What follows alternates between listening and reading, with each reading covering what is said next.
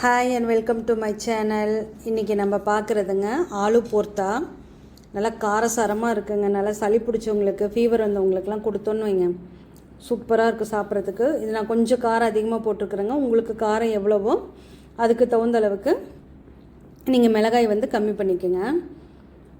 நாங்கள் காஷ்மீரி சில்லியும் நார்மல் சில்லியும் தான் சேர்ந்து போட்டேங்க. நீங்கள் நார்மல் சில்லினா கம்மியாகவே போட்டுக்கோங்க. எண்ணெய் ஃபஸ்ட்டு கொஞ்சம் அதிகமாக விட்டுக்கணுங்க. ஏன்னா அதில் அந்த மிளகாய் இதெல்லாம் நல்லா மொறுமொறுன்னு வறுக்கணும். அதுக்காக எண்ணெய் கொஞ்சம் அதிகமாக. நான் 6 காஷ்மீரி சில்லி 4 நார்மல் போட்டேங்க. இதை நல்லா மொறுமொறுன்னு வறுத்து இதில் எடுத்துடணுங்க. இதில் எடுத்ததுக்கப்புறமா 2 கட்டி பூண்டு, கிட்டத்தட்ட ஒரு 20 பல் இருக்குங்க.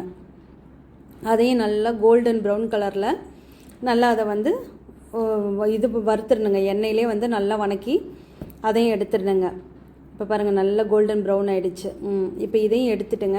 ஒரு கைப்பிடி அளவுக்கு கருவேப்பிலைங்க, அதுவும் நல்லா மொறுன்னு ஆகிடணும். இப்போ எக்ஸ்ட்ரா இருக்கிற எண்ணெயை கொஞ்சம் எடுத்துடலாங்க. இவ்வளோ எண்ணெய் போட்டோமா ஒரு மாதிரி ஆயிலியாக இருக்கும். எக்ஸ்ட்ரா இருக்கிற எண்ணெயை எடுத்துட்டு ஒரே ஒரு உருளைக்கிழங்கு வேக வச்சு எடுத்துதுங்க. அது அப்படியே கூட போட்டு பிணையலாம். இருந்தாலும் இது நம்ம இப்படி இப்போ எண்ணெயில் போட்டு இது பண்ணும்போது கொஞ்சம் கிறிஸ்பினஸ் கிடைக்கும். அதனால் லைட்டாக ஒரு வணக்கிட்டு அதையும் எடுத்துட்டுங்க.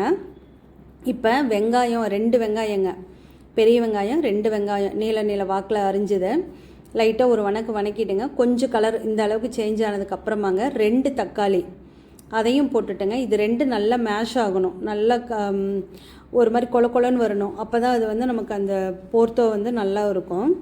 இப்போ பார்த்திங்கன்னா ஒரு 5 நிமிஷம் நான் ஸ்லோவாகவே வச்சுருந்தேங்க. நல்லா இது வணங்கிடுச்சுங்க. இப்போ எல்லாத்தையும் நம்ம ஒட்டுக்கா போட்டு நம்ம கையிலே தான் பிணையணுங்க. கொஞ்சம் எரியும் கை, லைட்டாக எண்ணெய் விட்டுக்குங்க.